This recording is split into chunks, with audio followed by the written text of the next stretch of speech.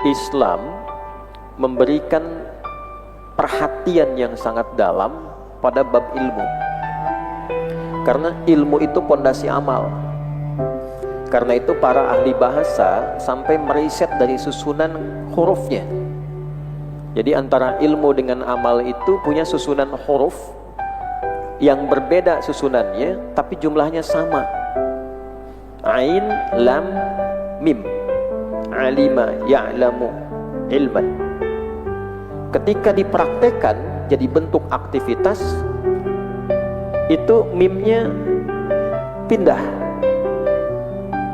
ke depan, lamnya ke ujung. Dari kata alima, ilmu, jadi amila, ain, mim, lam. Jumlah hurufnya sama. Awas, ini bukan ilmu takatik ya. Ini ada dasarnya dalam fikih loghah dan ada kitabnya terkait ini. Misalnya yang hobi membahas tentang ini dan bisa bahasa Arab, cari kitabnya Al-Khasa'is karya Ibnu Jinni. Yaitu menganalisis satu kata dari semua hurufnya. Kalau ditukar jadi apa? Misalnya alima jadi amila. Ya, kalau ditukar ini apa korelasi hubungan antara huruf-huruf ini yang berbeda tempat? Itu ada ilmunya itu. Nah, alima ilmu, informasi yang sudah diolah dari data menjadi susunan pengetahuan. Ya. Jadi ada data diolah jadi informasi, diolah jadi pengetahuan, knowledge dalam bahasa Inggris. Ilmu terstruktur, informasinya jelas arahnya, itulah ilmu. Nah, kalau kita ingin mengerjakan sesuatu berdasarkan informasi yang telah terstruktur tadi, yang memandu kita dalam beraktivitas, itu pekerjaannya disebut dengan amilah, amal. Maka di dalam Islam, amal itu dasarnya harus pakai ilmu, supaya setiap pekerjaan itu terukur, punya struktur yang jelas, terarah, dan ayatnya jelas. Anda dapat cek misal di Quran surah ke-17 Al-Isra ayat 35 itu, wala taqfu ma laysa laka bihi ilm innas sam'a wal basara wal fuada kullu ulaika kana anhu mas'ula. Dan janganlah Anda mengerjakan satu aktivitas atau mengikuti aktivitas orang lain, ajakan orang yang belum jelas pondasi ilmunya, dasar pengetahuannya. Ikut yuk, kemana? Ntar aja tahu. Kalau dalam etik Al-Quran yang seperti itu diperjelas dulu.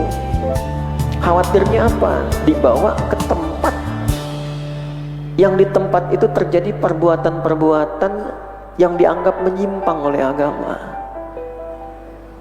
atau beresiko pada sesuatu yang kemudian dengan resiko itu kita menjadi sulit. Ya, datang, tiba-tiba nggak tahunya tempat judi online,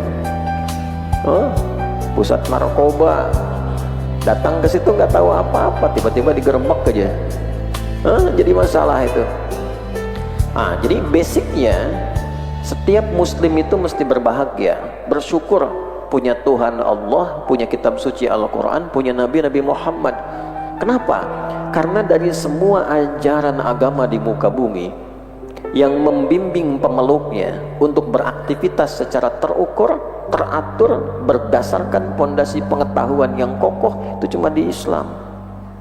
Cuman persoalannya umat Islamnya ngamalkan nggak gitu. Kita itu melihat aja ada ilmunya.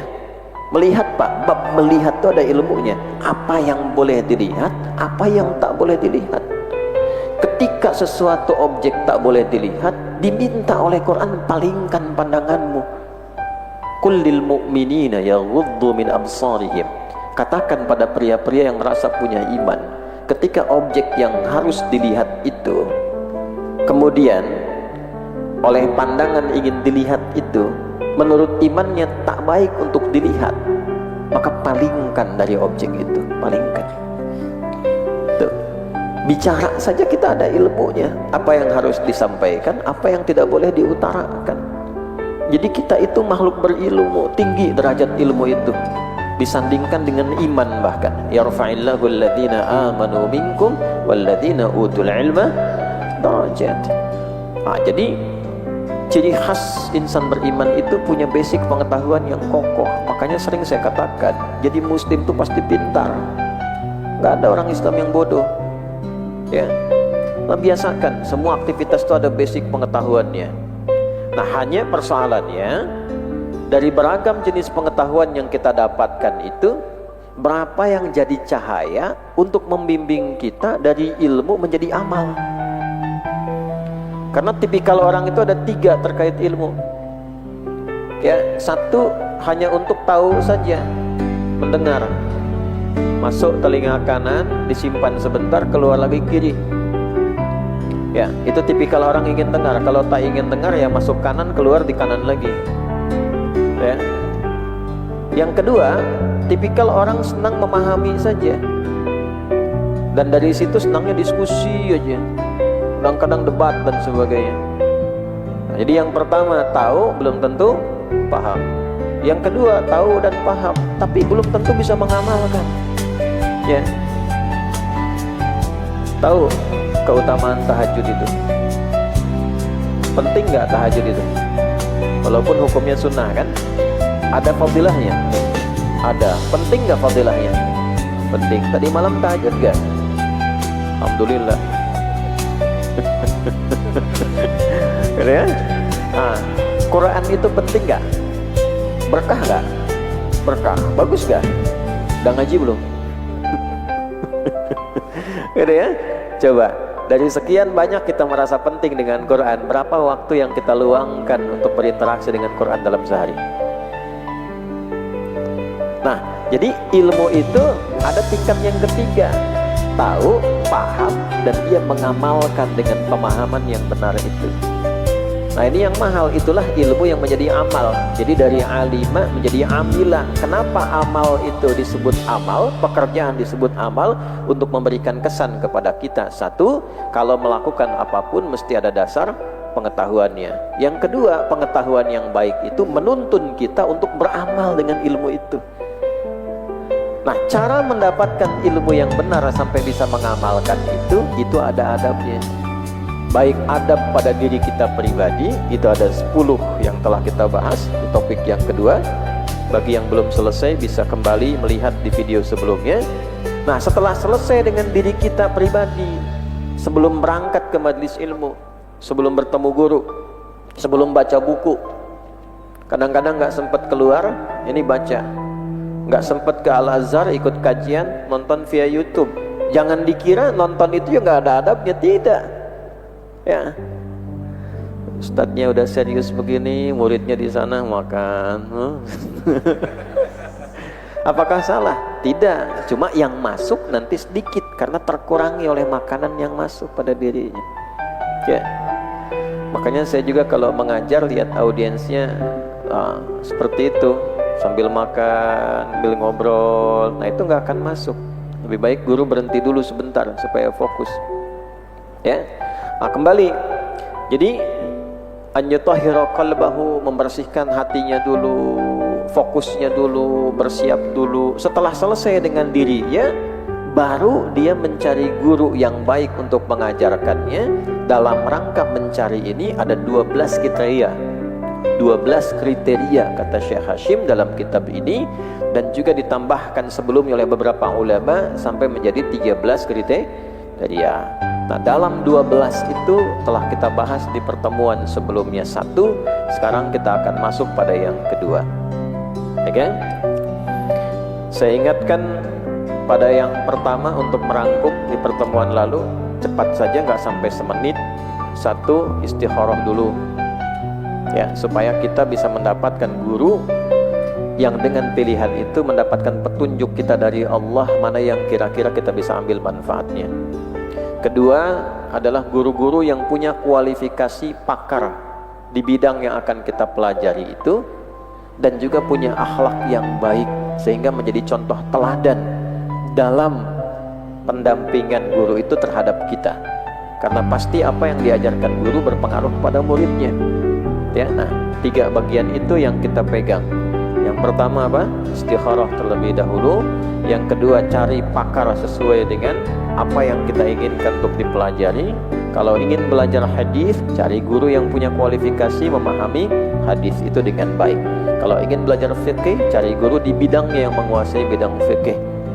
Saat yang bersamaan, lihat juga akhlaknya, lihat juga hubungannya dengan Allah Subhanahu wa ta'ala. Ya, guru-guru yang akhlaknya baik, insya Allah itu selain menguasai bidangnya, juga biasanya hubungan dengan Allahnya bagus. Ya, saya tambahkan sedikit, bedakan antara adab dengan akhlak, itu berbeda, tidak sama. Adab itu sikap moral yang didapatkan dari proses pengajaran. Sekarang ya, kita belajar tentang bimbingan moral. Dulu waktu kecil saya sekolah itu ada pendidikan moral Pancasila, PMP. Terus berubah jadi PPKN. PPKN itu generasi baru. Ya, pendidikan Pancasila dan kewarganegaraan. Tuh ya. Nah, sebelumnya ada lagi banyak tuh, terus ke belakang tuh. Itu mendidik moral. Nah, itu melahirkan adab.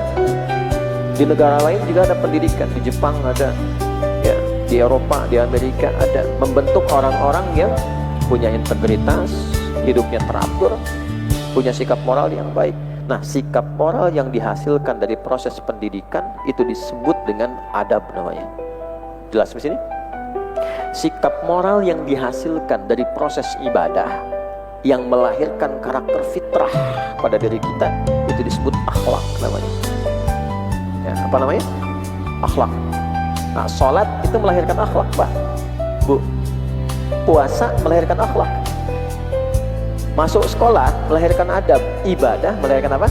Akhlak. Jangan dikira sholat itu hanya membuktikan kebertuhanan kita kepada Allah saja. Ada manfaatnya.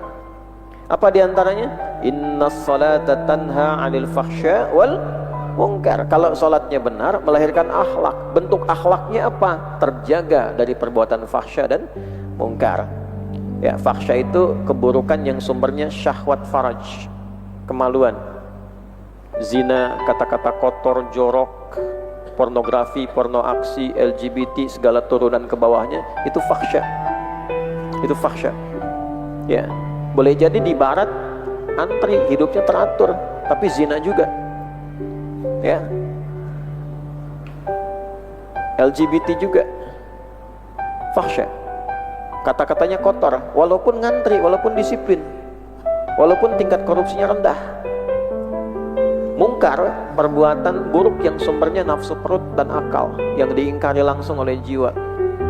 Menipu, nyogok, merampok, korupsi, menghilangkan nyawa, dan macam-macam itu mungkar. Nah, sholat itu melahirkan akhlak, membentuk karakter. Jahiliyah itu luar biasa buruknya, dilatih sholat jadi pada baik. Ya, nah, demikian yang kita bisa bedakan antara akhlak dengan adab. Nah, sekarang dalam konteks guru yang baik itu, guru itu berakhlak. Kalau sudah berakhlak, pasti punya hubungan baik dengan Allah, pasti ibadahnya bagus. Itu yang saya maksudkan. Nah, untuk mendapatkan akhlak yang baik itu perlu bimbingan dalam pendidikan. Kita penting baca untuk pendidikan moral dalam konteks belajar. Itulah adab. Maka adab yang kedua, dalam mencari guru yang baik untuk membimbing kita, kita bacakan wathani, paragraf kedua di buku yang besar yang berisi 17 karya, itu halaman 29. Nanti ada versi yang kecilnya ya, nanti silahkan disesuaikan di halaman 22 Pak kalau tidak keliru ya, 22 yang paling kanan itu. Wathani, adapun adab yang kedua bagi seorang penuntut ilmu terhadap gurunya, yang dengan adab itu ia berpotensi mendapatkan keberkahan dari ilmu gurunya yang sampai kepada jiwanya. Saya syarah sampai situ dulu. Nah, ini yang saya maksudkan, untuk coba cek di buku primernya yang asalnya supaya mendapatkan kesesuaian makna. Di sini tertulis yajtahid an yakuna syekh mimman lahu 'ala al-'ulumi syar'iyyati tamamu ittila' wa lahu mimman yuthaqu bihi bin masyayikh fi 'asrihi kafratu bahdhin wa tul ijtima'in la mimman akhadha al-'ilma an butul al-awraq wa lam yu'raf. Pelan-pelan. Kalau kita cek ke kitab induk yang primer, kita menemukan satu bagian tuh yang penting. Mungkin waktu disalin lagi ada sebagian yang tidak termasukkan huruf Y. Kan dulu kan belum ada mesin tik kan, belum ada komputer juga. Kadang pas nulis mungkin generasi berikutnya waktu menuliskan ada kalimat yang sebagian hilang, atau mungkin juga termasukkan dituliskan tapi ada sebagian konteks yang tidak termasukkan karena alasan-alasan tertentu. Jadi kalau kita lihat tiba-tiba yajtahid pakai an ke depannya, an yakuna, ini ada sesuatu yang hilang. Kalau sering kita berkomunikasi dengan bahasa Arab atau mendalami bahasa, ini ada rasa nih. Walaupun ini kalimatnya secara makna tepat, tapi secara dzauq ya ada sesuatu yang hilang. Nah, apa yang hilang ini? Cek lagi ke buku induknya. Kita temukan di sini ada waw dan lam di sini. Lamnya lam amr, lam perintah. Wal yajtahid. Nah, jadi yang pegang kitab tolong ditambahkan tuh ya. Di sini ada yajtahid, watsani yajtahid. Nah, tambahkan waw dan lam. Wal yajtahid. Untuk nyambung kepada poin yang pertama ya, minal adabil awal. Watsani, adapun adab yang kedua, wal yajtahid.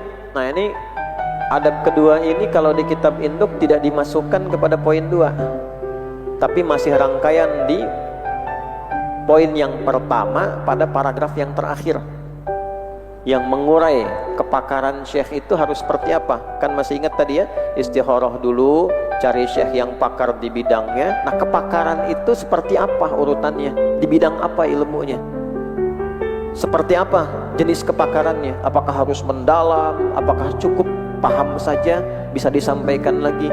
Nah, di buku induknya seperti itu di Tadhkiratus Sami'ah. Tapi Syekh Hashim menempatkan itu pada poin yang kedua. Disinilah juga menunjukkan cerdasnya beliau untuk membedakan cara spesifik antara nomor 1 yang masih umum dengan bagian kedua yang memang di zamannya ada persoalan-persoalan itu. Nah, ini yang penting itu. Nah, jadi jangan sembarangan menyimpulkan juga. Oh, kenapa dipotong? Bukan dipotong, karena ini sedang menempatkan kebutuhan di eranya. Maka dilihat, oh ini nih sebetulnya pembahasan penting yang persoalannya sedang dihadapi di era kekinian.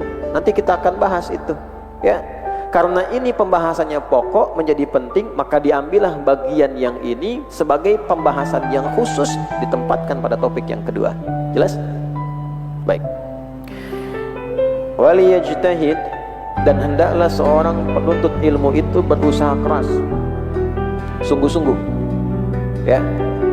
Jadi kalau ada turunan dari kata jim, ha, dan dal, jim, ha, dan dal, nanti ada membentuk 3. 1 bisa ijtahada yajtahidu ya. 2 bisa jahada yujahidu. Sudah? Atau kembali ke asalnya, jahada yajhadu, jihad. Jelas ya? Kalau kita ingin susun ketiganya, baik itu ijtihad, jihad, ataupun mujahadah, jahada yujahidu mujahadatan, 3 ini itu sumber katanya yang asalnya dari 3 huruf, jim, ha, dan dal. Setiap kata yang terurai dari 3 huruf ini menunjukkan sesuatu yang serius, sungguh-sungguh. Jika keseriusan itu terkait dengan perencanaan, merencanakan sesuatu dengan sungguh-sungguh sebelum itu dimulai, maka gunakan kata ijtihada yajtahidu. Jelas? Jadi rencana yang serius yang akan dieksekusi. Jika kesungguhan itu terkait dengan perjuangan fisik, mengeksekusi rencana yang telah tersusun dengan baik, kita kerjakan sungguh-sungguh dengan fisik kita, itu jihad namanya. Apa namanya? Ya, nah, jadi jihad itu jangan dibatasi pemahamannya perjuangan di medan militer saja, tidak. Anda serius dalam belajar, itu jihad. Nah, teman-teman adik-adik yang masih belajar kuliah misalnya, apalagi di jurusan-jurusan keislaman, kampus Islam misalnya kan. Nah itu kesungguhannya itu senilai dengan jihad fisabilillah.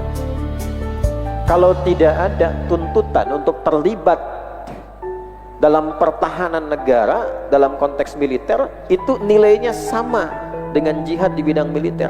Itu sampai turun ayat khusus tentang itu di Quran surah 9 ayat 122. Wa ma kana al-mu'minuna liyanfiru kaffah falawla nafara min kulli firqatin minhum ta'ifah liyatafaqahu fid din wa liyunziru qaumahum idza raja'u ilaihim la'allahum yahdharun. Tidaklah semestinya semua insan beriman semua berangkat ke medan juang secara fisik. Mesti ada di antara mereka segelintir yang mendalami pengetahuan agamanya, berjuang dengan penanya, serius dia belajarnya sampai paham, dan pulang ke kampungnya masing-masing untuk mengajarkan masyarakat di kampungnya sehingga paham tentang tuntunan agamanya. Jadi jangan dikira belajar ini tidak termasuk jihad. Ini jihad, makanya serius ya. Kajian di Al-Azhar, subuhnya jam berapa? Jam 4.34. Jam berapa kita mesti berangkat? Serius di jalan, mungkin gak mudah. Makanya karena berangkat ke majelis ilmu itu jihad, berangkat itu gak mudah ya. Dulu saya waktu ngajar, saya sempat dulu pernah ngajar di Bulak Kapal, ada Masjid Amar Ma'ruf namanya ya. Itu kalau subuhnya jam 4:04, saya berangkat dari rumah tuh bisa 3:30. Dari Bekasi, dari PTM itu bisa jam 4 kurang 30 menit, 3:04. Pernah satu kali waktu berangkat naik motor, belok itu kan ada Unisma kalau nggak salah ya, sebelah kanan itu kan ada perempatan tuh gini ya, lewat itu ada yang tawuran Pak. Bu, saya tanya pada ibu ya, Pak ya, kalau motor lewat begini itu depannya tawuran lagi lempar-lemparan, jadi berangkat gak? Jadi berangkat gak? Ada, Masya Allah, karena niatnya memang mau berjuang mengajar. Begitu, ini kisah nyata. Begitu sampai di situ ada yang tawuran. Alhamdulillahnya tawuran tuh berhenti dulu. Berhenti dulu. Lihat kita kan, itu ada, dan cuma motor kami yang lewat satu. Alhamdulillah tuh berhenti dulu, berhenti. Nah begitu kita jalan tawuran lagi. Karena masih dengar suaranya tuh, oh gitu, udah kan pulang. Jadi sempat saya bahas dulu itu sebelum memulai ta'lim waktu itu tuh. Tapi itulah tantangan. Anda berangkat ke sini bukan tanpa tantangan kan? Di jalan kadang harus bangun jam berapa? Wah ibu tuh coba nyusun alarm tadi berapa kali untuk bangun? Oh, mungkin 3 kali gitu kan? Bunyi matiin lagi, bunyi matiin lagi ya. Ya, itulah sebabnya kenapa pahalanya besar. Man salaka tariqan yaltamisu fihi ilman sahalallahu lahu tariqan ilal jannah. Siapa yang menyiapkan diri berangkat untuk menempuh satu perjalanan yang tidak mudah, kadang berliku, dengan tujuan belajar pengetahuan, maka dia berpotensi mendapatkan keringanan langkah di hari kiamat nanti menuju surga. Ya. Nah, itu jihad. Nah, perjuangan secara serius mengendalikan kondisi hati kita yang kadang naik turun. Berangkat gak ya? Berangkat gak? Semangat, jihad, berangkat. Begitu di jalan, ragu kayaknya. Ustadznya datang apa enggak ya? Datang apa enggak ya? Oke, saya dengar ada rombongan dari Serang ya. Cuma di jalan dari Surabaya, dan mungkin dari beberapa tempat yang lain. Ya, nah, itu ada gejolak-gejolak itu ada tuh. Itu mujahadah namanya. Apa namanya? Mujahadah. Jadi kata jahadah itu bisa jadi ijtihad, bisa jadi jihad, bisa jadi apa? Mujahadah. Tapi tiga-tiganya mengandung arti sesuatu yang serius. Nah, di sini dibuka waliyajtahid.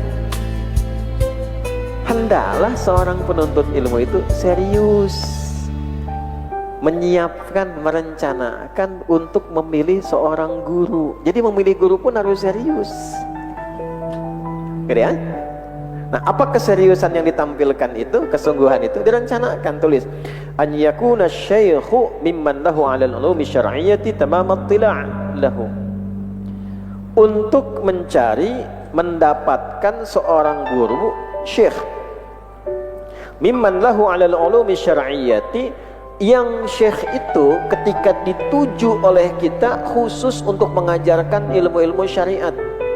Jadi ketika kita ingin belajar ilmu-ilmu syariat, al-ahkam syar'iyyah, hukum-hukum syariat dalam agama, yang menentukan benar tidak sholatnya, yang menentukan benar tidak puasanya, yang menentukan benar tidak hajinya. Maaf, kita doakan mudah-mudahan para jemaah yang telah kembali diterima hajinya oleh Allah Subhanahu wa taala dan menjadi pribadi yang mabrur ya. Mudah-mudahan kita mendapatkan percikan kebaikannya. Nah, kembali. Jadi di sini Syekh Hasim membedakan memilih guru yang umum saja, standarnya kita istikharah tuh. Umum tuh materi umum. Mau belajar sirah tentang Nabi, gitu kan? Gimana supaya dipandu agar ustadznya yang ngajar tuh nggak macam-macam, memutarbalikan fakta, mengarang sejarah dan sebagainya. Ya, itu yang masih umum. Belajar bahasa Arab, instrumen dasar, perangkat, masih umum. Nah, kemudian untuk yang khusus terkait dengan benar tidaknya kita menunaikan ibadah, memahami syariat, maka ditempatkan babnya khusus oleh beliau.